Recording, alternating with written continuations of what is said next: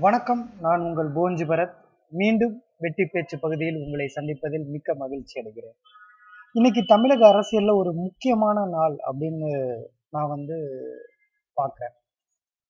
பலம் வாய்ந்த எதிர்க்கட்சி, அந்த எதிர்க்கட்சியின் சட்டசபை தலைவர் திரு மு.க.ஸ்டாலின் அவர்கள் இன்னைக்கு தமிழக முதலமைச்சரோட உடல்நிலை குறித்து என்ன நிலவரம் அப்படிங்கிறத தெரிந்து கொள்றதுக்காக அப்போலோ மருத்துவமனைக்கு நேரடியாக வந்தார். இது ஒரு மிக மிக பாராட்ட வேண்டிய ஒரு விஷயம்.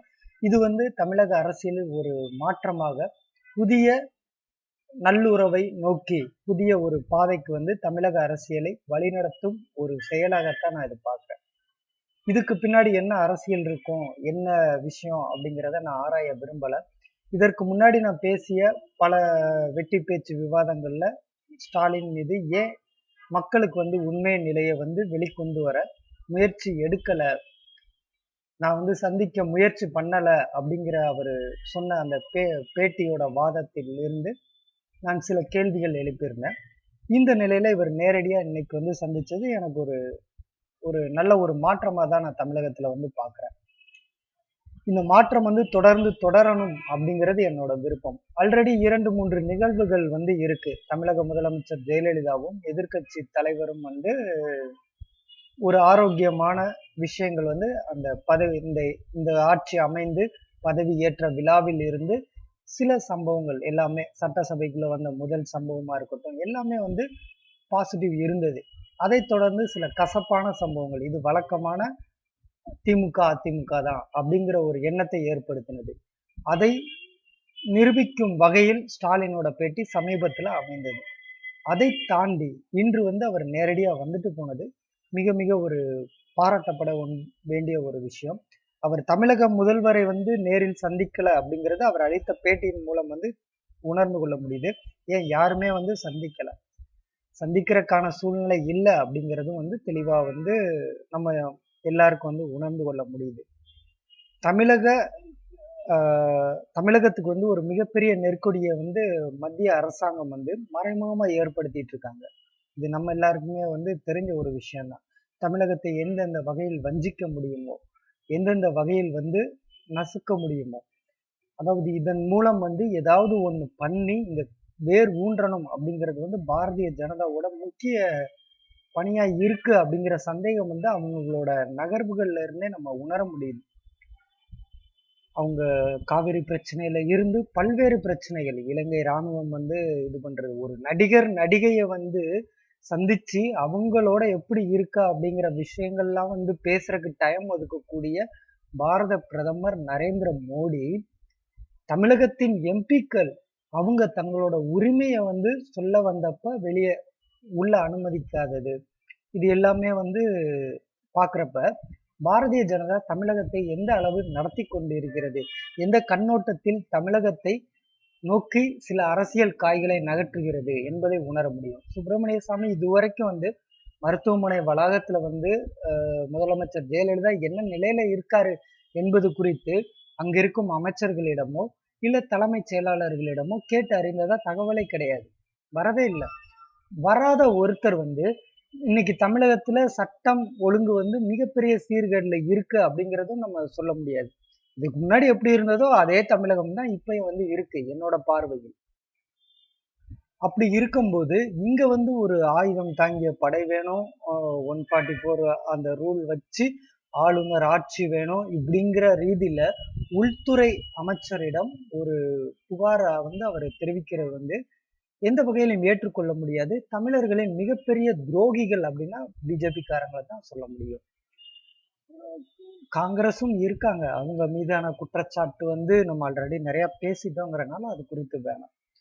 இப்ப இந்த ஒரு காலகட்டத்துல இந்த ஒரு சூழ்நிலையில எதிர்க்கட்சி தலைவர் தமிழக முதலமைச்சரை சந்தித்திருப்பதை நான் என்ன கண்ணோட்டத்தில் பார்க்கிறேன் அப்படின்னா, தமிழக கட்சிகள் நாங்க ஒருங்கிணைந்துதான் இருக்கோம் அப்படிங்கிறத பிஜேபிக்கு வலுவா ஒரு எதிர்ப்பா சொல்லக்கூடியதா தான் பார்க்கிறேன். ஸோ இதோட துவக்கமா காவிரி பிரச்சனைக்கு ஒரு நல்ல தீர்ப்பு கிடைக்கும், நல்ல ஒரு தீர்வு கிடைக்கக்கூடிய நகர்வுகளா போகும் அப்படிங்கிற நம்பிக்கை இருக்கு. அதே மாதிரி தமிழக மீனவர்கள் குறித்த பிரச்சனையிலையும் ஒரு நல்ல தீர்வை எட்டக்கூடிய ஒரு முயற்சியை நோக்கி போவாங்க அப்படிங்கிற நம்பிக்கையும் எனக்கு ஏற்படுத்தியிருக்கு. இன்னைக்கு ஸ்டாலின் அப்பல்லோ மருத்துவமனைக்கு வந்தது. இது என்னோட அரசியல் பார்வை. இப்ப இவங்க வந்துட்டு போனது, நாளைய தமிழக முதலமைச்சர் வந்து நலம் பெற்று திரும்பும்போது, இந்த செய்திகள் எல்லாம் கேட்கிறப்ப, கண்டிப்பா அவரோட மனநிலையில் இன்னும் பல மாற்றங்கள் வரலாம். இதுவரைக்கும் வந்து பிடிவாதமா சில விஷயங்கள் வந்து செஞ்சாங்க. இப்படி இருந்தாங்க, அப்படி இருந்தாங்க. குற்றச்சாட்டு இருக்கு. அதே மாதிரி ஸ்டாலின் இப்படி இருந்தாரு, அப்படி இருந்தாருன்னு பல குற்றச்சாட்டு அதிமுக மத்தியினர்ல இருந்து வருது. 2 தரப்பின் மீதும் மாறி மாறி குற்றச்சாட்டு வைக்கிறாங்க. இந்த குற்றச்சாட்டுகளை உடைக்கக்கூடிய நெகிழ்ச்சியான சம்பவமா தான் இது நாளைக்கு தமிழக முதல்வர் நலம் பெற்று வரும்போது அவர் மனநிலையில் வந்து எண்ணம் உதிக்கும். என்ன காரணம் அப்படின்னா, இதற்கு முன்னாடி கலைஞர் கருணாநிதி அவர்கள் உடல்நலம் குன்றி மருத்துவமனையில் கிட்டத்தட்ட ஒரு 40, 45 நாட்களுக்கு மேலாக இருந்தார்ன்னு நினைக்கிறேன். அந்த மாதிரி சமயத்தில் கூட இது போன்ற நெகிழ்ச்சியான சம்பவங்கள் நடைபெறல. அந்த விரோதம் வந்து தொடர்ந்து கொண்டுதான் இருந்தது. இது என்னோட ஞாபக சக்திப்படி மேபி ஏதாவது இருந்திருக்கலாம். இருந்திருந்தா மன்னிச்சிடுங்க. என்னோட ஞாபக சக்திப்படி அன்னைக்கு எதுவும் நடந்த மாதிரி எனக்கு ஞாபகத்தில் இல்லை.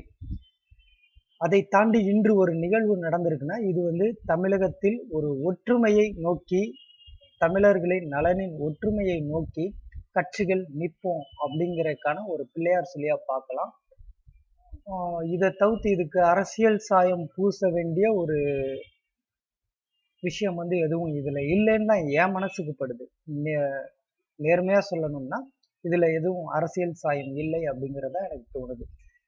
ஸ்டாலின் வந்து ஆல்ரெடி அவர் இன்னைக்கு அளித்த பேட்டியில் அவர் கண்கள் பணித்த உண்மை என்ன அப்படிங்கிறப்ப, அவரோட கண்கள் பேசும்போது இது பண்றப்ப ஒரு சின்ன உணர்வு அவருக்குள்ள வந்து ஒரு மனிதநேய உணர்வை வந்து என்னால பார்க்க முடியுது.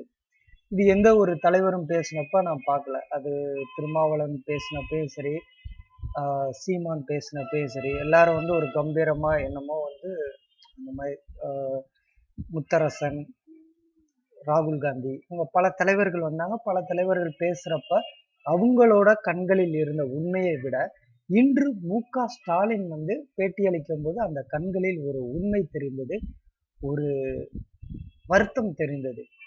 அந்த உண்மைக்கு வந்து நான் கண்டிப்பா மதிப்பளிக்கிறேன்.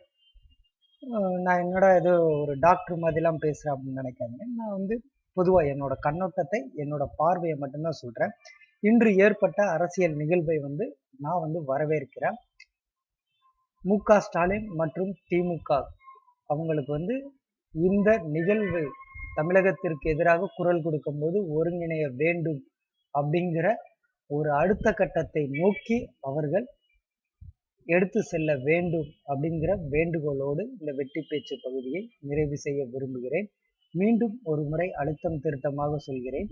இன்று பலம் பொருந்திய கட்சிகளாக இருக்கும் திமுக, அதிமுக இவர்கள்தான் தமிழகத்தில் கிட்டத்தட்ட 60-70% வாக்காளர்களை பெற்றவர்கள். இவங்க 2 பேரும் ஒருங்கிணைந்து தமிழகத்திற்கு எந்த ஒரு அநீதி இழைக்கப்படும் போதும் ஒரே குரலில் போராட வேண்டும் என்ற வேண்டுகோளோடு இந்த வெட்டி பேச்சு பகுதியை நிறைவு செய்கிறேன். நன்றி.